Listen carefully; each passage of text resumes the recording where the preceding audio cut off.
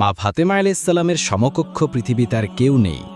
রাসূলুল্লাহ সাল্লাল্লাহু আলাইহি ওয়াসাল্লাম ফাতেমা আলাইহিসসালামকে লক্ষ্য করে বলেন, হে ফাতেমা, তুমি এমন এক ব্যক্তির কন্যা যার সমকক্ষ আগে, পরে ও এখন কেউ নেই। তোমার আছে এমন দুটি সন্তান যাদের সমকক্ষ আর কেউ নেই। পৃথিবীর শ্রেষ্ঠতম মহিলা ফাতেমা বিনতে মুহাম্মদ সাল্লাল্লাহু আলাইহি ওয়াসাল্লাম। হযরত আব্দুল্লাহ রাদিয়াল্লাহু তাআলা আনহু হতে বর্ণিত, রাসূলুল্লাহ সাল্লাল্লাহু আলাইহি ওয়াসাল্লাম ইরশাদ করেন, আলী ইবেন আবি তালেব আলাইহিসসালাম তোমাদের মধ্যে শ্রেষ্ঠতম পুরুষ, হাসান ও হুসেন শ্রেষ্ঠতম যুবক এবং শ্রেষ্ঠতম মহিলা হল ফাতিমা বিনতে মুহাম্মদ সাল্লাল্লাহু আলাইহি ওয়াসাল্লাম। তারিখে বাগদাদ ১৩,৪২১ পৃষ্ঠা, হাদিস নং 2280। তারিখে দামেস্ক ২,৪৩৩ পৃষ্ঠা, কাঞ্জুল উম্মাল ১২,১৯২ পৃষ্ঠা, হাদিস নং ৩৪১৯১। জামেউল হাদিস ১২,৩৭১ পৃষ্ঠা, হাদিস নং ১২,১২০। জামেউল কাবির ১,১২৩ পৃষ্ঠা, হাদিস নং ১২,৪২৯। মা ফাতেমা আলাইহিসসালামের কয়েকটি বাণী ও প্রার্থনা। যে ব্যক্তি একনিষ্ঠভাবে আল্লাহর ইবাদত করে এবং শুধুমাত্র আল্লাহর সন্তুষ্টি অর্জনের লক্ষ্যে ইবাদত করে, মহান আল্লাহ তার জন্য সর্বোত্তম কল্যাণ অবতীর্ণ করেন। হে খোদা, রাগ, ক্রোধ কিংবা আনন্দের সময় ভয় এবং এখলাস, অভাবহীনতা বা অভাবের সময় মিতব্যয়ী বা ভারসাম্যপূর্ণ হওয়ার তৌফিক দান করুন। আমার নফসকে দুর্বল করে দাও আর নফসের উপর আমার নিয়ন্ত্রণ বা প্রতিরোধের শক্তি বৃদ্ধি করে দাও। আল্লাহ রাব্বুল আলামিন মুসলিম উম্মাহর সামাজিক শৃঙ্খলা বিধানের জন্যে আহলে বায়তের অনুসৃতি আর ঐক্য এবং বিচ্ছিন্নতা থেকে নিরাপদ থাকার জন্য রাহবারি এবং ইমামতের বিধান দিয়েছেন। গাদিরে খুমির পর আল্লাহ আর কারো জন্যেই কোনো রকম বাহানা বা উজুর আপত্তির সুযোগ রাখেননি। আলী আলাইহিস সালাম হলেন একজন রাব্বানী ও ঐশী ইমাম, নুরানি অবয়বের অধিকারী, সকল খোদাপ্রেমিক আরেফের দৃষ্টি ও মনোযোগের কেন্দ্রবিন্দু, পবিত্র খানদানের সন্তান, সৎ এবং যথার্থ বক্তা, ইমামতের মানদণ্ড, নবীজি সাল্লাল্লাহু আলাইহি ওয়াসাল্লামের হাকের ২ গুচ্ছ ফুল আর বেহেশতবাসী যুবকদের নেতা হাসান ও হুসাইনের পিতা। মুমিনের জন্যে প্রফুল্লতার পুরস্কার হল বেহেশত। হে পরওয়ারদিগার, হে মহান, যেসব নবী পয়গাম্বরকে তুমি মনোনীত করেছ তাদের সম্মানে এবং আমার বিরহে হাসান ও হুসাইনের কান্নার ওসিলায় তোমার নিকট আবেদন করছি, তুমি আমার অনুসারীদের এবং আমার সন্তানদের অনুসারীদের গুনাহগুলোকে মাফ করে দাও। পার্থিব জগৎ পূজারীদের পৃথিবীকে আমি ভালোবাসি না। তোমাদের মধ্যে সেই উত্তম যে অন্যদের সাথে সদয় এবং নম্র ব্যবহার করে, যে স্ত্রী নিজের ঘরে থাকে এবং সন্তান সন্ততির লালন পালন তাদের প্রশিক্ষণের মধ্য দিয়ে নিজের জীবন কাটায়, সে আল্লাহর খুবই নিকটবর্তী। সূরা হাদিদ, সূরা ওয়াকিয়া এবং সূরা আর রহমান তিলাওয়াতকারীদেরকে জমিনে এবং আসমানে বেহেশতের অধিবাসী বলা হয়। মা ফাতেমা আলাইহিসসালামের দাফনের সময় মওলা আলী আলাইহিসসালামের খুতবা। মা ফাতেমা আলাইহিসসালামের দাফনের সময় মওলা আলী আলাইহিসসালাম বলেন, হে আল্লাহর রাসূল সাল্লাল্লাহু আলাইহি ওয়াসাল্লাম, আমার সালাম ও আপনার কন্যার সালাম গ্রহণ করুন। আপনার কন্যা আপনার কাছে আসতেছেন এবং সে আপনার সাক্ষাৎ লাভের জন্যে তাড়াহুড়া করেছিলেন। হে রাসূলুল্লাহ সাল্লাল্লাহু আলাইহি ওয়াসাল্লাম, আপনার প্রিয় কন্যার মৃত্যু আমাকে ধৈর্যহারা করে দিয়েছে এবং আমার সহ্য শক্তি দুর্বল হয়ে পড়েছে। আমার সান্ত্বনার ক্ষেত্র এটুকু যে আপনার দুঃখজনক ও হৃদয় বিদারক বিচ্ছেদ বেদনা আমি ধৈর্য সহকারে সহ্য করেছি। আমি আপনাকে নিজ হাতের রওজায় শায়িত করেছি। আমার বুকের মাঝখানে আপনার পবিত্র মস্তক থাকা অবস্থায় আপনি শেষ নিঃশ্বাস ত্যাগ করেছেন। আমরা তো আল্লাহরই এবং নিশ্চিতভাবেই তার দিকে প্রত্যাবর্তনকারী।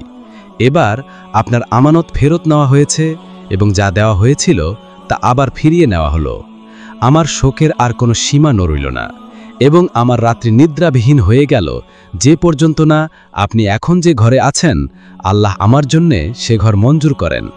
নিশ্চয়ই আপনার কন্যা আপনার সাক্ষাৎ লাভ করেই আপনাকে বিস্তারিত বলেছেন যে আপনার উম্মাহ তার প্রতি কত না অত্যাচার করেছে। আপনি দয়া করে তাকে জিজ্ঞেস করে বিস্তারিত খবর জেনে নেবেন। এসব ঘটনা এত অল্পকালের মধ্যে ঘটেছে যে লোকেরা এখনও আপনাকে স্মরণ করে এবং আপনার কথা বলাবলি করে। আপনাদের উভয়ের প্রতি আমার সালাম। এই সালাম একজন শোকাহতের কোনো বিরক্ত বা সঘৃণ ব্যক্তির নয়। আমার এখান থেকে চলে যাওয়ার কারণ এ নয় যে আমি ক্লান্ত হয়ে পড়েছি, এবং যদি আমি এখানে থাকি তার কারণ যে আল্লাহ সবুরকারীদের জন্যে যে প্রতিশ্রুতি দিয়েছেন আমি তাতে বিশ্বাস হারিয়ে ফেলি নাই। দেহাদুল ইসলাম কর্তৃক অনুদিত নাহজুল বালাগার 201তম খুতবা থেকে সংকলিত মা ফাতেমা সালামুল্লাহি আলাইহার ভালোবাসা আধার থেকে আলোর জগতে প্রবেশ করার মাধ্যম। নিশ্চয় তোমাদের জন্যে আল্লাহর পক্ষ থেকে নূর ও সমুজ্জ্বল কিতাব এসেছে। আল্লাহ ওই নূর ও কিতাব দ্বারা তাদেরকে হিদায়েত দান করবেন যারা আল্লাহর সন্তুষ্টির বা অনুসরণ করবেন, এবং তাদেরকে আল্লাহ সান্নিধ্য ও চিরন্তন শান্তির পথসমূহ দেখাবেন, এবং নিজ অনুগ্রহে আধার থেকে আলোর জগতে আনবেন, এবং তাদেরকে সিরাতে মুস্তাকিম দান করবেন। সূরা মাইদা 15-16 আয়াত। পবিত্র আয়াত দুটি নিয়ে আলোচনার অনেক বিষয় লুকিয়ে রয়েছে যা সাধারণ চিন্তার অধিকারী সহজেই মানুষেরা অনুধাবন করতে সক্ষম হয়। পবিত্র কোরআনে বারংবার বলা হয়েছে চিন্তাশীল লোকদের জন্য কোরআনে অনেক নিদর্শন রয়েছে, অতএব তারা কেন চিন্তা করে না। যাই হোক, পবিত্র আয়াতটির দ্বিতীয় অংশে বলা হয়েছে পবিত্র কোরআন ও নূর তাদেরকেই হিদায়েত দান করবেন যারা আল্লাহর রিজওয়ান বা সন্তুষ্টির ইত্তেবা বা অনুসরণ বা অনুগততা করবেন।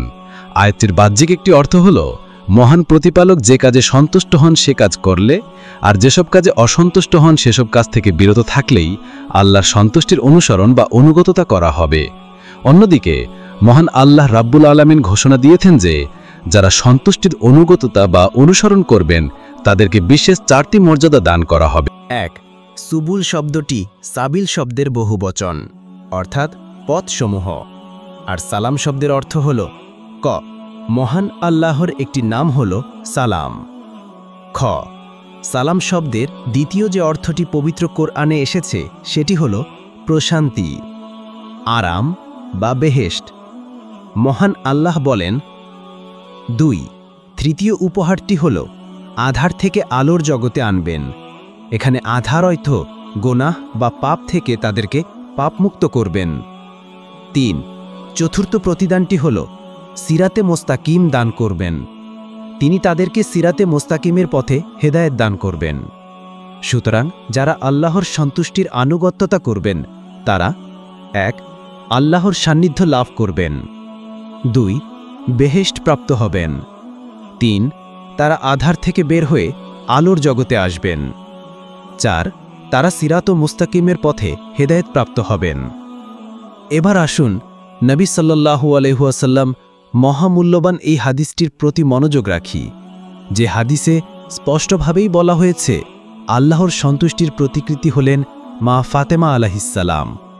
অতএব আল্লাহর সন্তুষ্টির অনুসরণ বা আনুগত্য করতে হলে মানবজাতির উচিত মা ফাতেমা আলাইহিসসালামকে অনুসরণ ও আনুগত্য করা। কেননা নবী সাল্লাল্লাহু আলাইহি ওয়াসাল্লাম বলেছেন, ফতওয়া থেমাতু ইয়ান্দাল্লাহু লিকদবিহা ওয়া ইয়ারদা লিরিদাহা, অর্থাৎ হে ফাতেমা, নিশ্চয় আল্লাহ তোমার ক্রোধে ক্রোধান্বিত এবং তোমার সন্তুষ্টিতে সন্তুষ্ট হয়ে থাকেন।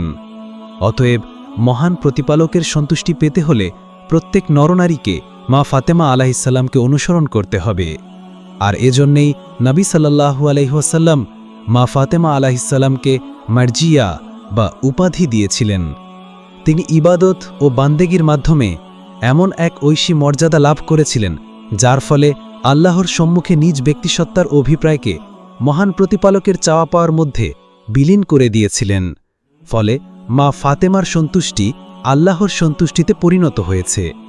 একইভাবে মা ফাতেমার ক্রোধ মহান প্রতিপালকের ক্রোধে প্রতিপন্ন হয়েছে। এই কথাটি আরেকটি হাদিসে প্রকাশ পেয়েছে। সহিহ বুখারী উল্লেখিত বিষয়ের হাদিসটি এভাবে বর্ণনা করেছেন। নবী সাল্লাল্লাহু আলাইহি সাল্লাম বলেন, ফাতেমা আমার কলিজার টুকরা, যে ব্যক্তি তাকে কষ্ট দেয় সে আমাকেই কষ্ট দিল। সহিহ আল বুখারী 3 খণ্ড, কিতাবুল ফাজাইল বাবে মানাকিবে ফাতেমা, 1384 নম্বর পৃষ্ঠা। তাহলে দেখুন, মহান আল্লাহর সন্তুষ্টি ও রাসূলুল্লাহ সাল্লাল্লাহু আলাইহি ওয়াসাল্লামের সন্তুষ্টি মা ফাতেমা আলাইহিসসালামের সন্তুষ্টির মধ্যে নিহিত রয়েছে। তাই যে ব্যক্তি মা ফাতেমা আলাইহিসসালামকে অনুসরণ করবেন, আনুগত্য করবেন, তিনি নিঃসন্দেহে 1. আল্লাহর সান্নিধ্য লাভ করবেন, 2. বেহেশত লাভ করবেন, 3. তার আধার থেকে বের হয়ে আলোর জগতে আসবেন, 4. তারা সিরাতে মুস্তাকিম প্রাপ্ত হবেন। আল মুস্তাদরাক আলাল শাহিহাইন 3য় খণ্ড 154 নম্বর পৃষ্ঠা 167 নম্বর পৃষ্ঠা 4730 নম্বর হাদিস। আর তারিখ মাদিনাতুদ দামিস্ক প্রথম খণ্ড 436 নম্বর পৃষ্ঠা। ইবনে হাজার আসকালানি আর দুরারুল কামেনা ফি আইনুল মায়াতাসামানা প্রথম খণ্ড 180 নম্বর পৃষ্ঠা। হাররানি আল হানবালি আদ দামিস্কি মিনহাজুল সুন্নাতান নামাবিয়া চতুর্থ খণ্ড 249 নম্বর পৃষ্ঠা। জালালউদ্দিন সুয়ুতি আল খাসায়েসুল কুবরা দ্বিতীয় খণ্ড 348 ও 468 নম্বর পৃষ্ঠা। ভিডিওটি এখানেই শেষ করছি। আল্লাহ হাফেজ। ভিডিওটি ভালো লাগলে চ্যানেলটি সাবস্ক্রাইব, লাইক, কমেন্ট, শেয়ার করে দিবেন ইনশাআল্লাহ।